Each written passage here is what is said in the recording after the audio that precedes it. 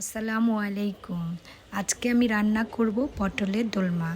যা যা উপকরণ লাগছে, প্রথমে পটলগুলো আমি কোড় করে কেটে নিয়েছি। তারপরে পেঁয়াজ কুচি, হলুদ গুঁড়ো, আদা রসুন জিরা পেস্ট, মরিচ গুঁড়ো, লেবুর রস, টমেটো কুচি, মুরগির কিমা, ধনিয়া পাতা, কাঁচামরিচ কুচি। এখন আমি প্যানে সামান্য তেল দিয়ে পেঁয়াজ কুচি দিয়ে দিলাম। তারপর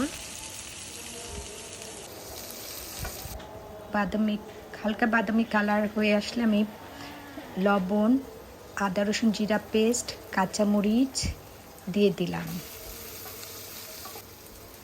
তারপর আমি মুরগির কিমাগুলো দিয়ে দিলাম।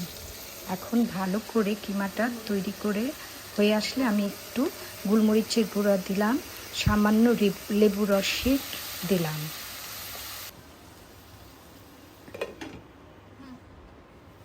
আমার তৈরি হয়ে গেল মুরগির কিমা। এখন আমি সামান্য ধনিয়া পাতা দিয়ে দিলাম। এখন আমি কোড় করে রাখা পটলগুলোতে কিমাগুলো ঢুকিয়ে দিব। দেখুন কিভাবে আমি ঢুকাচ্ছি।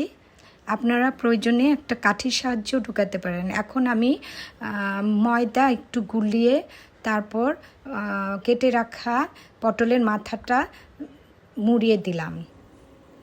দেখুন আমি এইভাবে পটলের মাথাগুলো মুড়িয়ে দিচ্ছি। এখন তেলে পটলগুলো ভেজে নেব। আমি ঢাকনা দিয়ে ঢেকে দিলাম। উল্টিয়ে পটলগুলো এখন আমার প্রায় ভাজা হয়ে গেছে। দেখুন এই যে আমার পটলগুলো ভাজা হয়ে গেছে। এখন আমি সেই তেলে পেঁয়াজগুলো দিয়ে দিলাম, সামান্য পরিমাণ লবণ দিলাম, দিয়ে নেড়ে চেড়ে পানি দিয়ে দিলাম পরিমাণ মতো। এখন আমি আদা রসুন পেস্ট 1 চা চামচ, হলুদের গুঁড়া মরিচের গুঁড়া 1 চা চামচ করে দিয়ে ভালো করে নেড়ে টমেটোগুলো দিয়ে দিলাম।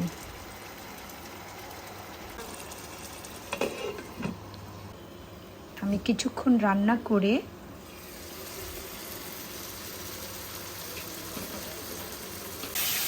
দেখুন কি সুন্দর একটা কালার চলে আসছে। এখন আমি সামান্য পানি দিয়ে গরম মশলার গুঁড়া ছিটিয়ে দিলাম।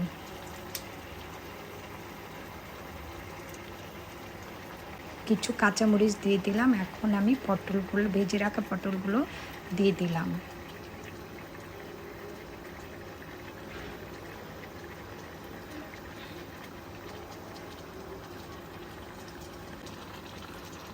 এখন পটলগুলো উল্টিয়ে পাল্টিয়ে আমি কিছুক্ষণ রান্না করব।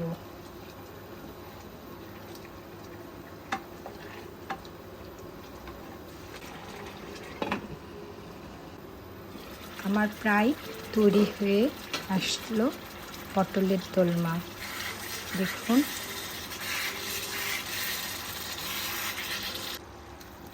এখন আমি সামান্য ধনিয়া পাতা কুচি দিয়ে রান্না শেষ করলাম। তৈরি হয়ে গেল আমার মজাদার পটলের দোলমা।